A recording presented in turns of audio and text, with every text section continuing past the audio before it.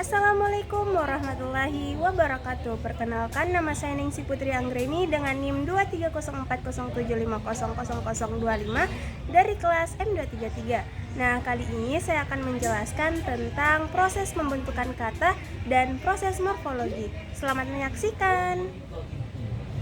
Pembentukan kata dalam sebuah bacaan bahasa Indonesia terkandung banyak unsur bahasa yang berkaitan dengan makna kata dan ruang lingkupnya.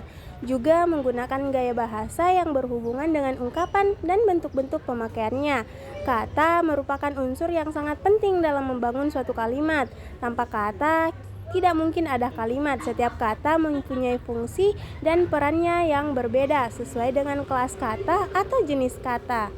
Secara umum, kelas kata terbagi menjadi 7, yaitu kata kerja, ialah kata yang menyatakan perbuatan atau tindakan. Kata kerja biasanya berfungsi sebagai predikat. Kedua, kata sifat, ialah kata yang dipakai untuk menggunakan sifat atau keadaan sesuatu, misalnya keadaan orang, binatang, benda. Ketiga, kata keterangan, adalah kata yang memberikan keterangan pada verba, adjektif, nomina, predikat, dan kalimat. Keempat, kata benda, kata yang mengacu pada benda, orang, konsep, ataupun pengertian yang berfungsi sebagai objek atau subjek.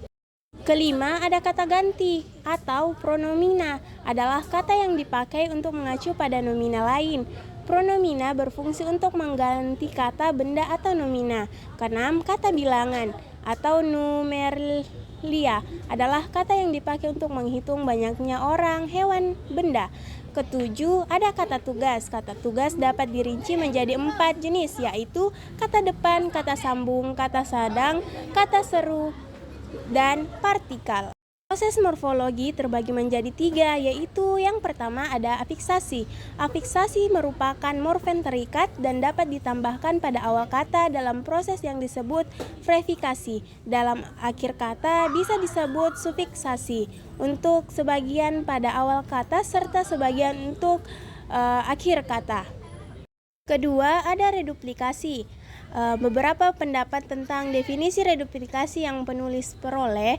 Salah satunya adalah JWM Verhaar yang mengatakan bahwa reduplikasi merupakan proses morfomis yang membentuk pengulangan dari sebuah atau sebagian bentuk dasar. Adapun jenis reduplikasi, ialah reduplikasi keseluruhan adalah reduplikasi yang proses pengulangannya terjadi secara menyeluruh dari suatu bentuk dasar. Dua, reduplikasi parsial adalah reduplikasi yang pengulangannya hanya sebagian dari suatu bentuk dasar. Sebagian tersebut bisa di awal maupun di akhir. Adapun ciri-ciri bentuk reduplikasi, yang pertama, reduplikasi tidak mengubah golongan kata bentuk dasar yang diulang. Kedua, bentuk dasar kata ulang berupa satuan yang terdapat dalam penggunaan bahasa. Ketiga, proses bentuk reduplikasi berfiksi mungkin. Ketiga, kompositum atau komposisi.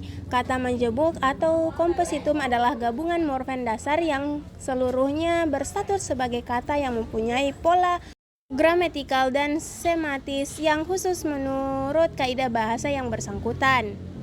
Pun jenis-jenis kompositum yaitu pertama, kompositum subordinatif substantif, kedua, kompositum subordinatif atributif, ketiga, kompositum koordinatif, keempat, kompositum berproleksem, dan kelima, kompositum sintetis. Yang kedua, kata menjemuk yang lazim ditulis terpisah, benar, salah. Air mata, beritahu, beritahu. Kata menjemuk yang ditulis terangkai, benar, salah, ada kalanya, ada kalanya. Keempat, ciri-ciri yang membedakan kata menjemuk dari frasa, kata restisisipan, acara kali, acap kali, keterluasan, dan keterlibatan. Itulah tadi penjelasan singkat mengenai materi yang saya bahas tentang proses morfologi dan proses pembentukan kata. Lebih dan kurangnya mohon dimaafkan. Wabillahi taufiq wal hidayah. Wassalamualaikum warahmatullahi wabarakatuh.